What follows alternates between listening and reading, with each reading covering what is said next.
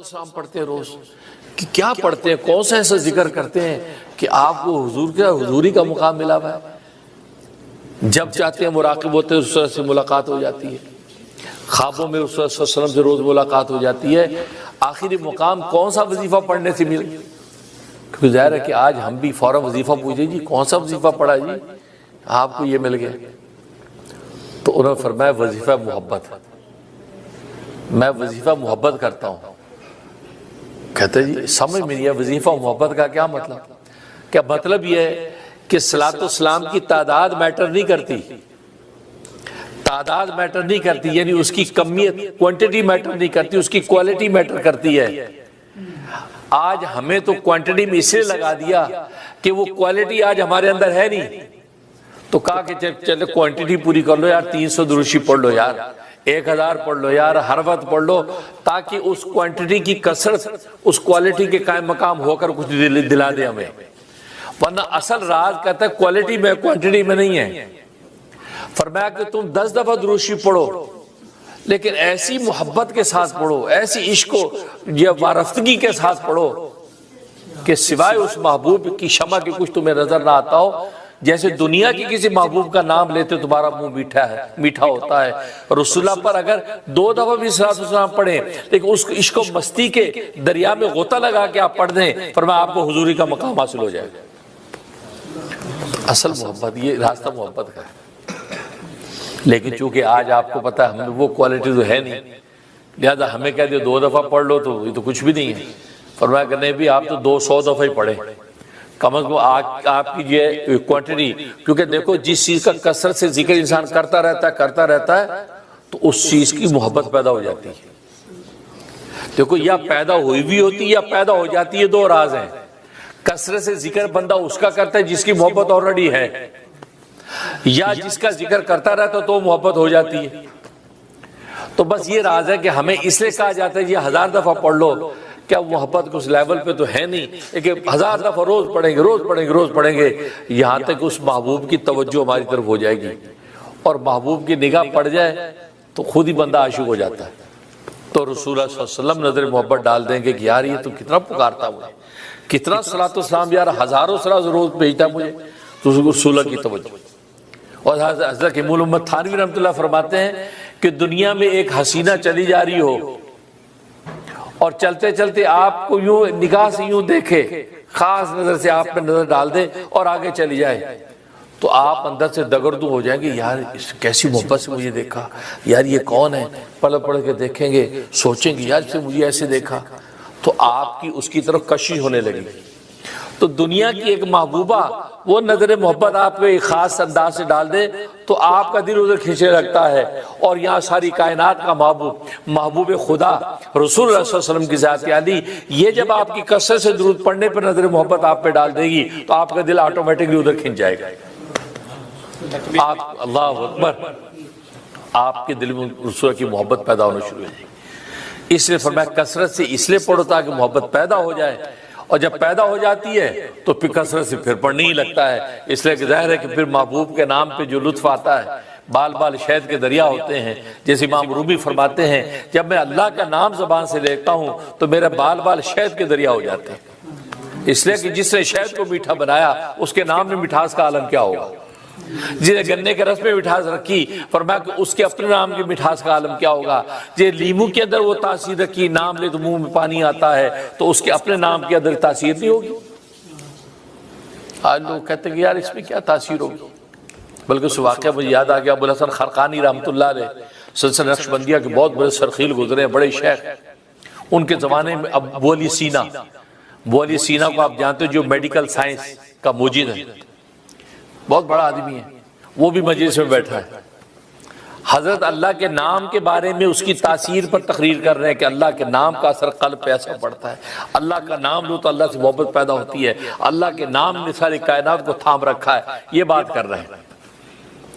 جب بات پوری ہوئی تو اسے ہاتھ کھڑا کر دیا، جی ایک سوال ہے۔ کیا سوال؟ کہا جی آپ اللہ کے نام کی اتنی تاثیر پہ، ایک لفظ ہی تو ہے کہ اللہ، ابھی ایک لفظ کے اندر اتنی تاثیر آپ بیان کر رہے ہیں کہ قلب کی دنیا بدل جاتی ہے۔ ہے، اندر باہر کا نظام بدل جاتا ہے، نظریے چینج ہو جاتے ہیں. یہ بات کوئی سمجھ میں نہیں آ رہی، یہ پروون نہیں ہے. جب ظاہر وہ سائنٹسٹ بندہ تھا میڈیکل تو پروون، جیسے آج کی دنیا کہتے ہیں okay but it's not proven, proven نہیں ہے. یہ کہا حضرت فرمایا کہ او گدھے تجھے کیا بلا، او گدھے، او ہمار، ہمار کہتے ہیں گدھے کو، فارسی میں کہو گدھے تجھے کیا پتا کہ اللہ کے نام کی تاثیر کیا ہوتی ہے. یہ بات کہی، جیسے یہ کہی تو ایک دم اس کا چہرہ شرمندگی سے نا سرخ ہو گیا.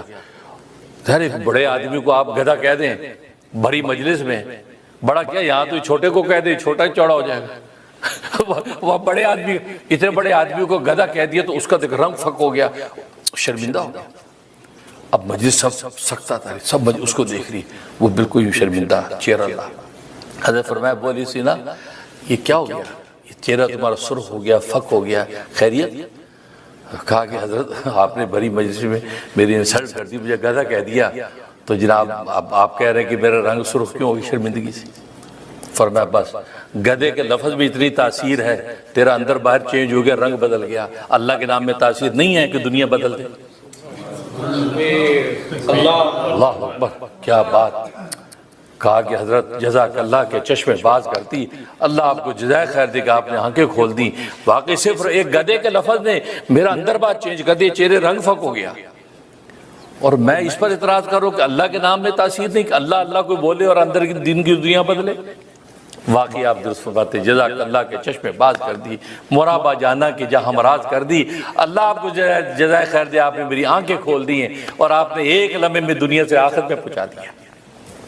یہ اللہ والوں کی صحبت اس کو کہتے ہیں، ایک جملے سے کیا بدل جاتا ہے.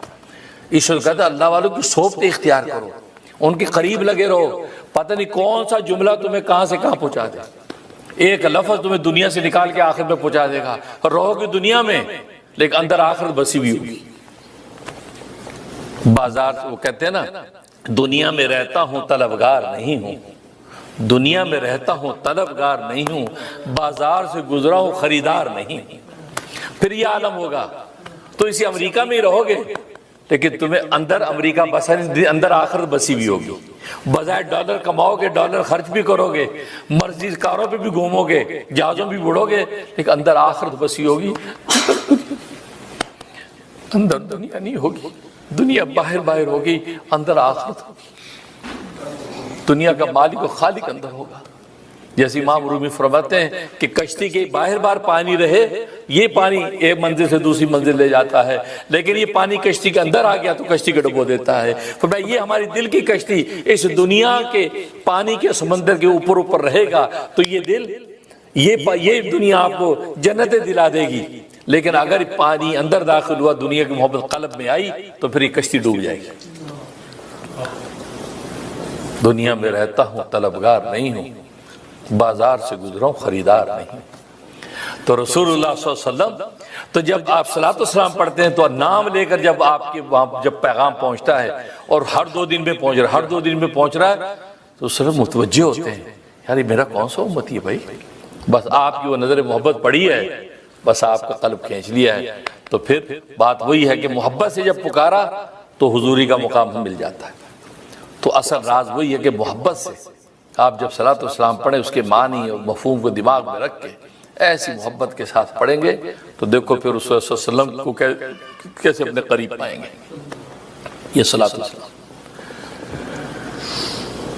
اس حدیث میں صلاۃ والسلام کی فضیلت کا عالم یہ ہے. ایک صحابی آئے، کہا کہ اے اللہ کے حبیب، میں چاہتا ہوں کہ بہت کثرت سے آپ پر صلاۃ والسلام پڑھوں. میں اپنی دعاؤں کا جو ہے اکثر حصہ جو آپ کے صلاۃ والسلام کے لیے پڑھوں، تو آپ مجھے متعین کر دیں میں کتنا حصہ دعاؤں کا آپ کے پر صلاۃ والسلام پڑھوں. آپ نے کہا معاشیت ہے، جتنا دل کرے پڑھ لیں. کہا جی میں سوچ رہا ہوں 1/4، 4 میں سے 1 حصہ دعاؤں کا میں صلاۃ والسلام، کیوں صلاۃ والسلام دعائی تو ہے. اللہم صلی علی محمد، اے اللہ محمد صلی اللہ علیہ وسلم پر اپنی رحمت نازل فرما. یعنی یہ صلاۃ والسلام ہم نہیں بھیجتے، ہم اللہ کو کہتے ہیں کہ آپ بھیج دیجئے، کیونکہ ہماری تو مجال ہی نہیں ہے، ہماری تو وہ حیثیت ہی نہیں ہے کہ ہم آپ پر رحمت بھیجیں. ہم تو رحمت کی دعا کرتے ہیں کہ اے اللہ آپ رحمت بھیج دیجئے. اس دعا کرنے پہ اللہ تبارک و تعالیٰ اتنے خوش ہو جاتے ہیں کہ میرے محبوب پر رحمت کی دعا کر رہا ہے، ان پر تو بھیجوں گا. اس سے پہلے اللہ تبارک و تعالیٰ بندے پر 10 رحمتیں اتار دیتے ہیں. اسی حدیث میں من صلی علیہ مرۃ واحدۃ، جو مجھ پر ایک مرتبہ رحمت کی دعا کرتا ہے صلی اللہ علیہ عشرہ، اللہ اس پر 10 رحمتیں اتار دیتا ہے. اور ایک روایت میں فرمایا کہ جو خلوص دل اور سچی محبت سے رسول اللہ صلی اللہ علیہ وسلم پر ایک مرتبہ صلاۃ والسلام بھیجتا ہے، اللہ تبارک و تعالیٰ اس پر 10 مرتبہ اپنی رحمت نازل کرتا ہے، 10 درجے اس کے بلند کر دیتا ہے، 10 گناہ معاف کر دیتا ہے اور 10 نیکیاں لکھ دیتا ہے. صرف 10 مرتبہ. اس لیے کہ آپ جب محبوب کے لیے مانگتے ہیں تو آپ بھی اللہ کے محبوب ہو جاتے ہیں. جیسے کہ دوست کا دوست ہوتا ہے تو یہ تو اس لیے وہ صحابی پوچھتے ہیں کہ میں چاہتا ہوں کہ آپ پر بھیجوں، تو کہا کہ 1/4 حصہ آپ کو بھیجتا ہوں. آپ نے کہا کہ ما شئت وإن زدت فهو خير لك. ہاں 1/4 تم نے کہا اگر زیادہ کر دے تو تیرے لیے بہتر ہے. یہ کہا کہ اچھا چلو میں پھر دو حصے نہیں، آدھا حصہ دعاؤں کا میں آپ پر رحمت کی دعائیں کروں گا. پھر انہوں نے کہا بہت اچھا ہے، لیکن وإن زدت فهو خير لك، اگر کچھ زیادہ کر دے تیرے لیے بہتر ہے. انہوں نے کہا اچھا تو پھر میں 3 حصے جو ہے نا وہ دعاؤں کے آپ کے لیے کرتا ہوں، 1 حصہ میں اپنی ذاتی دعاؤں کے لیے رکھتا ہوں، 3 حصے پھر میں آپ کے لیے کرتا ہوں. آپ فرمایا کہ ٹھیک ہے بہت اچھا ہے، لیکن اگر زیادہ کر دے تو تیرے لیے بہتر ہے. اب انہوں نے سوچا کہ ہے اچھا پھر آگے رہ کیا گیا، سارا تو ہو گیا. پھر میں کہ اللہ کے حبیب تو پھر میں سوچا ہے کہ ساری دعائیں میں آپ ہی کے لیے کروں گا، اپنے لیے کچھ نہیں کروں گا. سارے وقت آپ پر صلاۃ والسلام فرائض و واجبات کے بعد جتنا وقت بچے سب میں آپ کو صلاۃ والسلام بھیجوں گا. جب یہ کہا چہرہ تمتما گیا خوشی سے.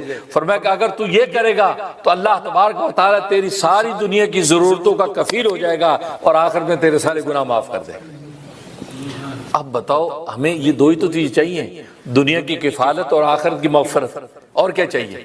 ہم چاہتے ہیں دنیا میں روزی روٹی عزت آفیت ملتی رہے بس، اور آخرت میں مریں تو نجات ہو جائے. تو نبی نے فرمایا کہ دونوں چیزیں آپ کو صلاۃ والسلام کی کثرت سے مل جائیں گی. دنیا کا اللہ کفیل ہو جائے، تم رزق روٹی عزت محبت جو بھی تم دنیا کی ضرورت ساری کی ساری اللہ پوری کریں گے، اور آپ ایسا حیران ہو کے غیب سے پوری کریں گے. راستے کھلتے چلے جائیں گے، رزق آپ کا انتظار کریں گے، آپ رزق کے پیچھے نہیں دوڑیں گے، رزق آپ کے پیچھے دوڑے گا. اور دوسرا فرمایا اللہ تبارک و تعالیٰ تمہاری مغفرت کر دیں گے، تمہارے گناہوں کو معاف کر دیں گے. اب بتائیے صلاۃ والسلام کی فضیلت اس سے بڑھ کر اور آپ کو کیا چاہیے؟ اور نبی نے کہا سارا وقت صلاۃ والسلام پڑھتا رہے بندہ. تو فرمایا بس اب سب کچھ تمہیں مل گیا.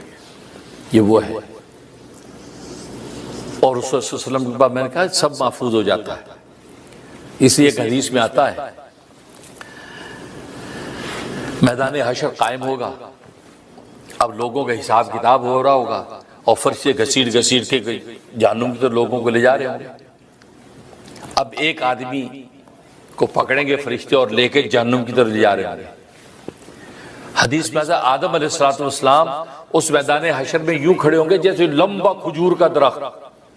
وہ سارے میدان حشر کو یوں دیکھ رہے ہوں گے، کس امتی کے ساتھ کیا ہو رہا ہے، کس نبی کو امت کیا کر رہی، سب دیکھ رہے ہیں حساب. اب اس امتی کو پکڑ کے فرشتے گھسیٹ کے جائیں گے تو آدم علیہ السلام دیکھیں گے یہ تو محمد صلی اللہ علیہ وسلم یا اللہ کے حبیب کا امتی ہے. تو فوراً کہا گیا محمد تمہارا امتی لے کے جا رہے ہیں وہ فرشتے جہنم کی طرف، چلو جلدی سے اپروچ کرو کیونکہ آپ کی ذمہ داری ذرا سنبھالو. نبی پاک فرماتے کہ میں دوڑوں گا ادھر، فرشتوں کو روکو بھئی یہ تو میرا امتی، اس کو کہاں لے کے جا رہے ہیں؟ کہا کہ یہ کس سے سارا نامہ اعمال ہم نے دیکھا، اللہ نے حساب کر دیا کہ اس کو جہنم میں لے کے جانا ہے، لے کے جانا ہے. فرمایا کہ نہیں رکو ابھی ٹھہرو ذرا، میں اس بارے میں اس کا حساب کتاب کروں دوبارہ اس کو اذان تولو. تو فرشتے کہیں کہ نہیں وہ تو تلوا چکے ہیں، فیصلہ ہو چکے ہیں، آپ دوبارہ تولنے کا سوال نہیں ہے. جب یہ کہیں گے تو اللہ کی طرف نبی پاک متوجہ ہوں گے کہ اے رب ذوالجلال آپ نے تو مجھ سے وعدہ کیا تھا کہ میدان حشر میں آپ مجھے رسوا نہیں کریں گے. اب یہ ملائکہ میرے امتی کو گھسیٹ کے لے جا رہے ہیں اور میں اس کے بارے میں ذرا تھوڑی سی گویا کہ ویریفیکیشن چاہتا ہوں بھی کس جرم میں پکڑا گیا، کیا ہوا، ذرا تو نامہ اعمال دیکھوں، اور یہ میری سن نہیں رہے. تو اللہ تبارک و تعالی ملائکہ سے کہیں گے رکو، یہ میرا حبیب جو کہتا ہے اس کو فالو کرو، اس کی بات مانو، سنو جو کہہ رہا ہے۔ کہ ٹھیک ہے جی جناب۔ فرمایا کہ بھئی اس کے نامہ مال رکھو ترازو میں۔ فرشتے کہ رب الجلال یہ تو دوبارہ سے نامہ مال رکھنے کی بات کر رہے ہیں۔ کہا کہ جو میرا حبیب کہہ رہا ہے وہ کرو۔ نامہ مال رکھ دیے سارے ان کی جو گناہ کے دفتر۔ اب دوسرا پڑا خالی ہے تو گناہ کے دفتر رکھ دیے۔ تو نبی پاک صلی اللہ علیہ وسلم نے جیب میں ہاتھ ڈالے، ایک پرچی نکالی، چھوٹی سی پرچی نکالی، وہ دوسرے پڑے میں رکھ دی، کہا کہ اس کو تولو۔